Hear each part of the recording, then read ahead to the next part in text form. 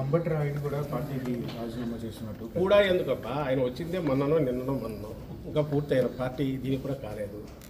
ఆయన ఏ రీజన్తో వచ్చారో, ఇప్పుడు ఏ రీజన్ చేశారని ఆయన అంటున్నారో కూడా తెలియదు. ఏదో ట్వీట్ ఇచ్చారని అంటున్నారు.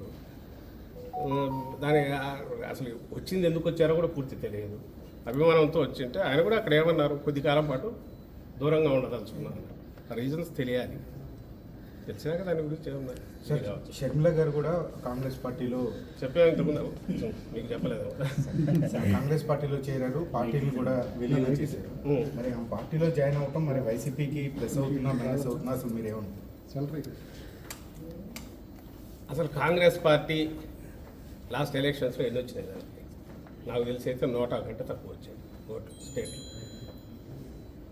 అలాంటి పార్టీకి సంబంధించినంత వరకు ఎంత తక్కువ మాట్లాడుకుంటే అంత మంచిది లేదు. అసలు షర్మిలమ్మ గారు ఏ రోజైతే తెలంగాణలో పార్టీ పెట్టారో ఆ రోజే ఆమె రాజకీయ ప్రస్థానం ఒక దిశలో మొదలుపెట్టారు. ఆ తర్వాత ఏదైనా తెలంగాణ నుంచి తర్వాత కాంగ్రెస్లోకి రావాలని ఉన్నారు. దాని వెనక ఎవరున్నారని కూడా ప్రజలకు, దేశానికి అందరికీ తెలుసు. ఈ రోజుకు తెలుసు. చంద్రబాబు నాయుడు అనే వ్యక్తి అన్ని రకాలుగా ఒకవైపు కాంగ్రెస్ను మేనేజ్ చేస్తూ, ఇంకోవైపు బీజేపీలో తన మనుషుల ద్వారా మేనేజ్ చేస్తూ, పవన్ కళ్యాణ్ను, జనసేనను మేనేజ్ చేస్తూ, నేను ఎప్పుడు అంటుంటాను, ఆర్కెస్ట్రా ఏ నుంచి జడ్ వరకు రకరకాల పార్టీలను, వ్యక్తులను అందరినీ ఇచ్చేస్తూ జగన్మోహన్ రెడ్డి గారు టార్గెట్గా ఎట్లా ఒట్లా అర్జెంటుగా ఆయన దించాలి. ఎందుకంటే వేరే రకంగా ఎదుర్కోలేడు కాబట్టి ప్రజల్లోకి వచ్చి కానీ ప్రజల సమస్యల గురించి దాని మీద యాక్ట్ చేసి కానీ, లేదా నేను అధికారంలో ఉన్నప్పుడు ఇది చేశానని చెప్పుకునే ఘనకార్యం లేదు కాబట్టి, అది లేదు కాబట్టి, సో ఇలా కొత్తవన్నీ తీసుకొచ్చి వీటి ద్వారా ఏదో సంచలనమైన ఇది జరిగింది అన్నట్టు ఒక రకమైన మీడియా పరమైన పర్సెప్షనల్ ఇది క్రియేట్ చేయడానికి చేసే దాంట్లో భాగంగా దీన్ని కూడా కుట్ర పన్నాడు. రకరకాల దీనితో ఇప్పుడు ఏదైతే షర్మిలమ్మ గారు చేరారో అది జరిగిందని మేము భావిస్తున్నాం. సీఎం రమేష్ ఫ్లైట్లో మాట్లాడడం కానీ, లేదా అక్కడ ఆయన బ్రదర్ అనిల్తో బీటెక్ రవి, ఇవన్నీ యాదృచ్ఛికమని మేము అనుకోవట్లా.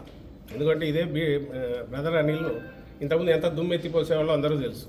మీ అందరికి మీరే వాటన్నిటి అప్పుడు చేసేవాళ్ళు. క్రిస్టియన్ ఓట్ల కోసం గాలం వేస్తున్నారని, బ్రదర్ అనిల్ వస్తున్నారని ఆయన ఒక దీని కింద చూపేవాళ్ళు. మరి నిన్న చాలా మర్యాదపూర్వకంగా ఈయన పోయి ఎయిర్పోర్ట్లో కలిశారంట. ఎయిర్పోర్ట్లో ఎట్లా మర్యాదపూర్వకంగా బీటెక్ రవి కలుస్తారో నాకు అర్థం కాదు. వాళ్ళు వెళ్ళి కలవడం.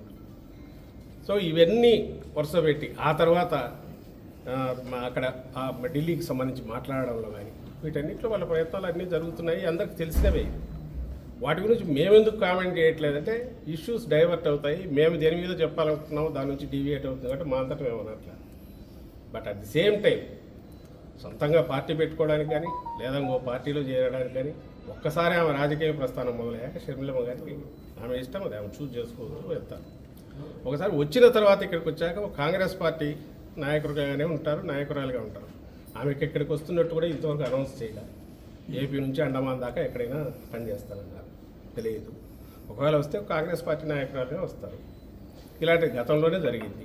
మా పార్టీ పుట్టినప్పుడే ఫస్ట్ బై ఎలక్షన్లోనే వివేకానంద రెడ్డి గారిని ఆ రోజు కాంగ్రెస్ దీంట్లోకి ఇది పెట్టుకొని ఆ రోజు తెలుగుదేశం కాంగ్రెస్ కలిసే కడపలో జగన్మోహన్ రెడ్డి గారిని మా పార్టీని మొగ్గలోనే ఉంచాలని ట్రై చేశారు. ఆయన రాజశేఖర రెడ్డి గారికి స్వయానా తమ్ముడు. సో మరి ఆ రోజు అదే కాంగ్రెస్ పార్టీ నుంచి ఆయన ఉన్నాడు, తర్వాత మంత్రిగా కూడా ఉన్నాడు.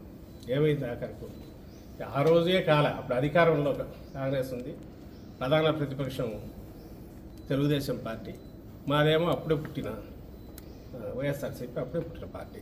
ఫ్యాన్ గుర్తు తెచ్చుకునే వేరే ఎలక్షన్లోకి వెళ్ళారు. రిజల్ట్ ఎందుకు చూశారు. ఈరోజు అసలు కాంగ్రెస్ పార్టీ లేదు.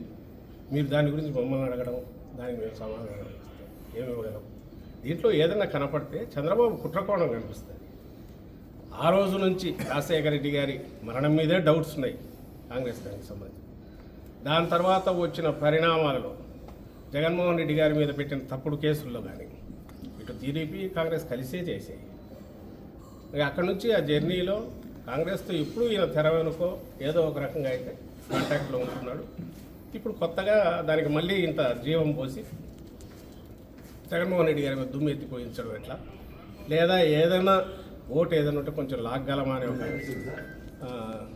దింపుడు కళ్ళ ఆశతో ఈరోజు ఈ ప్రయత్నాలు చేస్తున్నారు. అంటే కాంగ్రెస్లో చేరడం వెనుక టీడీపీ చంద్రబాబు హస్తం ఉందనా? ఖచ్చితంగా మొత్తం దాన్ని ఫెసిలిటేట్ చేసే దాంట్లో అది ఏ రకంగా డైరెక్ట్ వచ్చిందో కానీ మొత్తం మీద వచ్చి ఇది ఇట్లా జరిగితే ఆయన తనకేం కావాలనేది అందరి ద్వారా చేయించడానికి చేసే ప్రయత్నాల్లో అందులో తాజాగా ఇది కొత్తది ఇప్పుడు జరిగింది కాంగ్రెస్లో షణ్ములమ్మ గారి ప్రవేశం కానీ ఇప్పుడు జరగబోయే డ్రామా కూడా. ఆయనకు కావాల్సింది ఏంటి? స్టేట్ డెవలప్మెంట్ కానీ స్టేట్లో జరుగుతున్న పరిణామాలు కానీ 14-19 మధ్య ఏం జరిగింది, ఇప్పుడు జరుగుతున్న అభివృద్ధి కార్యక్రమాలు సంక్షేమ కార్యక్రమాల మీద కానీ చర్చ జరగకూడదు. ఆ పేరు మీద ఆ అజెండాతో జనంలోకి వెళితే ఆయనకు మైనస్ మార్కులే వస్తాయి.